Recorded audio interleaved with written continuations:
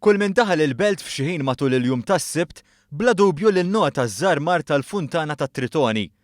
Dan kien l-ewwel pass biex l-istess funtana tkun restawrata lura l-glorja tagħha wara li maż-żmien sofrit diversi ħsarat. Ir-restawr fil-fatt se jkun qed jikkumplimenta l-proġett li għaddej bħalissa fuq l-istess pjazza.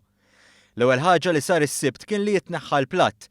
Bir-restawratur tal-bronz Kenneth Kawki jispjega x'se jsir minnu. Fejn jieħdu l-qisin tiegħu għall-aħjar postijiet li għandu l-profil tiegħu biex jiġi rrekordjat u mbagħad se jinqasam f'żewġ nofsijiet biex jiġi trasportat lej Firenze biex isir platt ġdid. Dan il-platt ma nistgħux bl-ebda mod insalvawh, ġifieri d-daqqiet li fih huma irreparabbli. Kawki rrimarka wkoll li l-platt jiżen kważi 3600 kilo, pis li huwa ferm iżjed minn dak maħsub.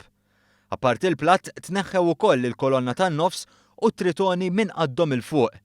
Il-pass li jmiss issa huwa l-parti t'isfel ta' tritoni.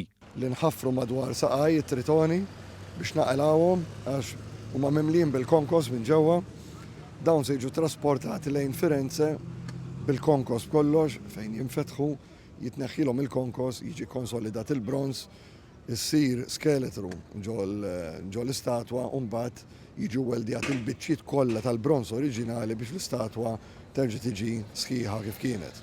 Lil Kawki saqsejnieh fiktar dettal dwar il-fatt li l-platt irid jerġa' jsir mill-ġdid għal kuntrarju tat-Tritoni.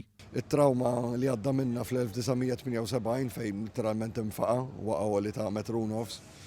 It-tiswija li saret it-tarzna li għamlu l-mirakli tista' tgħid biex għandu l-forma li għandu, però il-forma li fih mhijiex korretta biex l-ilma jinżel b'mod unit. Dan kollu huwa mmirat biex fl-aħħar mill-aħħar il-Funtana tat-Tritoni li tiddomina l-pjazza li tinsab fiha terġa' lura l kif kienet oriġinarjament fl-1959. L-intenzjoni hija li l-Funtana tiġi ppreżentata mingħajr it-sok tan-nofs. Ġifieri it-tritoni se jkunu dawk li qegħdin jerfgħu il-plattin.